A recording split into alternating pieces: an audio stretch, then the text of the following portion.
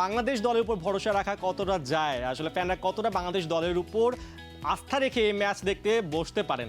কয়েক ঘন্টা পরে বিশ্বকাপের আসলে মঞ্চে শুরু হবে লাল সবুজদের মিশন। যদিও বাংলাদেশ ইউএস এর সাথে সিরিজ হেরেছে, একমাত্র প্রস্তুতি ম্যাচে ভারতের সাথেও জিততে পারেনি, তবুও ওদের ওপরেই আস্থা রাখতে হবে। জাতির জনক বঙ্গবন্ধু শেখ মুজিবুর রহমানের নাতি Radwan Mujib Siddique Facebook status দিয়েও সেই কথাই বলেছেন। দেখে নিব অর্ণব বাপির রিপোর্ট। কয়েকটা শব্দ যার গভীর অর্থ বাড়ায় মনোবল, শত সমালোচনা আর প্রশ্নবাণের সামনে হয়ে ওঠে ঢাল, যেটা বিশ্বকাপের শুরুর ম্যাচের আগেই ক্রিকেটারদের জন্য ছিল বড্ড প্রয়োজন। তেমনই একটা ফেসবুক স্ট্যাটাস দিয়েছেন জাতির জনক বঙ্গবন্ধু শেখ মুজিবুর রহমানের নাতি রাদওয়ান মুজিব সিদ্দিক। তিনি বলেছেন, আশা করছি টাইগাররা গণমাধ্যম ও সামাজিক যোগাযোগ মাধ্যমে ঢু মারেন না। তারা সেখানে যে ধরনের হেনস্থার শিকার হয় তা পুরোপুরি অগ্রহণযোগ্য।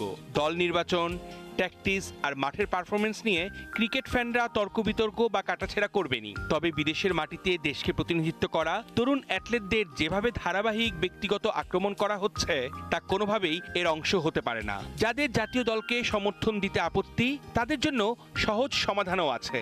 তারা আর ফলো না করলেই পারে। অসংখ্য সত্যিকারের সমর্থক আছে যারা ভালো মন্দ সবসময়ই টাইগারদের সমর্থন করে যাবে।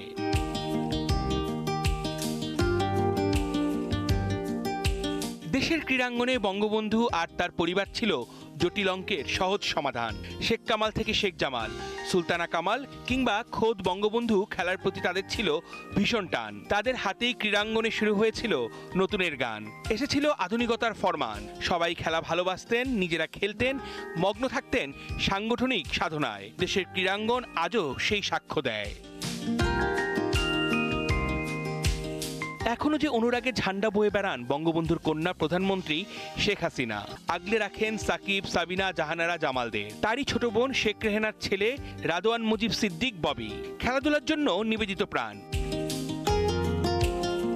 ফিফা ফুটবল লেজেন্ডরা বাংলায় এলেই তাকে দেখা যায় দেশের গৌরব উজ্জ্বল ইতিহাস তাদের কাছে তুলে ধরতে। একাধিকবার নারী ফুটবলারদের ম্যাচ দেখতে গেছেন কমলাপুর স্টেডিয়ামে। রয়েছে ক্রিকেটের প্রতি, ক্রিকেটারদের প্রতি ভালোবাসা।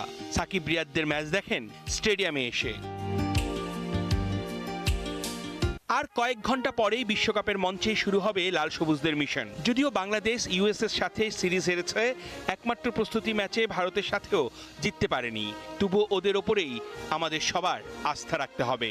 নিশ্চয়ই মূল পর্বে শান্ত, সাকিব, রিয়াদরা সবার আস্থার প্রতিদান দেবে।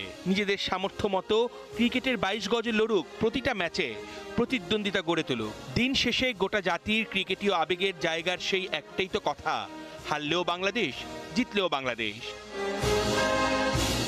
অর্ণব বাপি, ৭১।